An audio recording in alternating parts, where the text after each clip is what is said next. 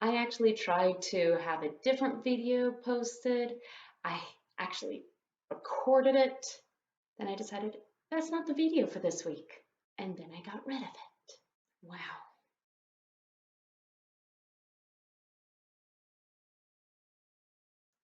I actually tried to be time efficient, so I made a different video. But obviously I changed my mind. Today I'm going to go over teletherapy practices because we're all doing teletherapy for at least who knows how long. Now, I know this is months into people starting teletherapy, months into a lot of practice of it, but it's always nice. And plus, not everyone has started teletherapy. This might be a good first introduction to it. So here are my tips and ideas about how to do teletherapy. First off, privacy and internet. And this can be taken in different ways.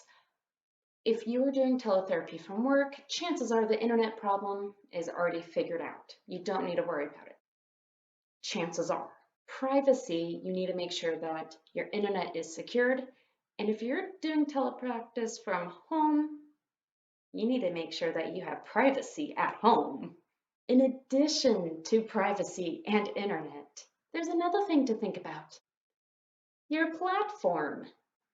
What are you going to use to do teletherapy? If you work in an organization, chances are it has already been decided for you. If they have not, or you're looking for one for yourself, there's quite a few things you need to take into consideration. Before shopping around, think about what you need first. Figure out what you want in your platform, and just as importantly, figure out what you do not want as well. Also, what security measures do you need for your teletherapy practice? Once you have all of that figured out, then it is time to shop around. There may be a platform that offers 500 amazing, awesome gadgets and gizmos and special features, and you may not care about any of them. There may also be a platform that offers a handful of cool little features, but they are the handful you are looking for. Out of the 500 in the handful, chances are you'll want to go for the handful because it's what you need.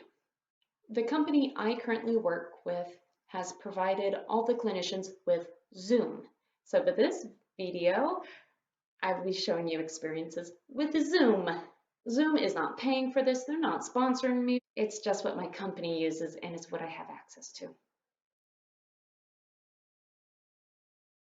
Right now you're seeing me, and what do you see? Boring background, a white shelf, and are you able to see the electrical outlet? It's kind of boring right now. Some of my clients, this may be great. I do not recommend this setup whatsoever because I'm actually sitting on the floor. Where is it? It's in the other room. I pranked myself. I'm sitting on the floor and I have a pillow because it makes it a little bit comfortable. That's right, this is a bench. That's why the electrical outlet is so high up, because I'm actually on the floor, so it's actually at a normal height. If you can see the electrical outlet. With some clients, a boring background may be a must. You must have that boring background. So I sit at a desk, or at least my computer's on a desk, and I bring the desk forward and I sit on the bench. The visual field on Zoom is only from here to here, here to here. In case in point, here's the visual field on my computer camera. Mind you, this is the exact same camera. It's quite different. That's pretty far. That's actually. It clients only able to see like that much. Not even that. Whoa. That. Mind you, I have my camera very far away from me. I normally have it a bit closer. But you have a very limited range, which means your client also has a very limited range of what they can see of you. What's really nice is because the client has such a limited visual field, you can hide things. such as shakers. Paper. Oh yeah, the mustaches. And wow, that slid back.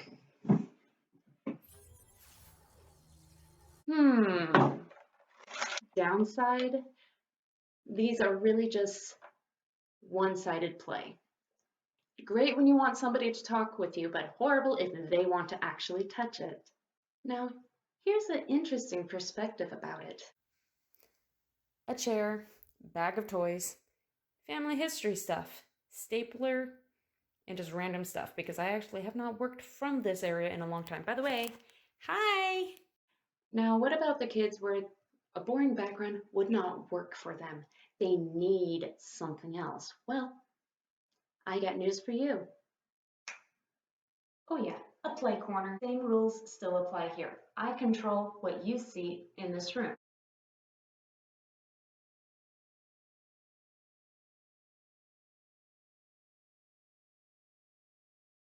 What do I have access to that is not in your visual field?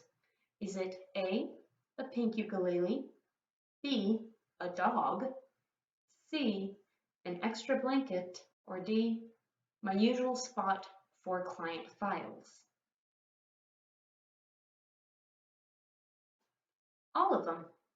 Yeah, really, all of them. My extra blanket is actually right here. It does get cold in this room, so have an extra blanket. Pink ukulele with shakers. This is usually my spot for client files. My dogs. If you're sitting on the floor, there are some things you need to be considerate of at least. One of which is seating. Are you going to sit crisscross applesauce? Kind of side saddle how I'm sitting right now on your knees. Really, how are you going to sit, and how is what you're wearing going to come across with how you're sitting? I know when I do teletherapy, especially when I did it from home, because I had exposure one time, you must consider what you're wearing. Do you have a dress code you must keep in mind? Are jeans allowed? Are jeans not allowed? What is your footwear going to look like? Because when you shift positions, all of a sudden, you now know what socks I'm wearing. There's a lot of things to think about and to take into consideration. You may want to open up a forward-facing camera on your computer to see first, what's your visual field? Second off, how does it look when you shift positions? Third, what do you tend to do on the camera? Do you tend to always look down at your notes?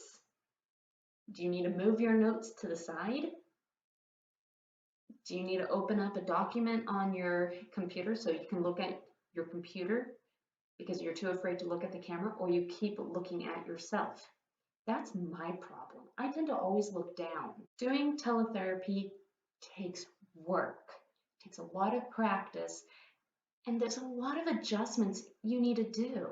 There's a lot of prep work that takes place to help teletherapy become so fluid and smooth with seamless transitions. It does not happen overnight. Even though teletherapy may be quite an adjustment at first, it does get easier and more natural the longer you practice with it. So keep practicing. That's it. There is so much to take into consideration when doing teletherapy and continuing a practice online. Some other tools that I've done with my teletherapy practice is I actually have a folder on my toolbar for my internet that is entitled Online Activities. And I have it clearly labeled as well. Having it organized in a folder helps me so much to keep it organized in general. Do you want visual aids to help a client retell a story? I actually have a presentation document with movable clip art that we can tell a story about New Year's, about a birthday, about anything in general. Now, do you want to read a book in your therapy? Chances are you just need to look on YouTube. Like seriously, YouTube has almost everything, including this video. There are quite a few things that you can do in person that you cannot do online, and vice versa. There's quite a few things that you could do online that you cannot do in person. I hope this helps you. I hope you enjoyed this video. If you have any questions, comments, whatnot, please leave a note below.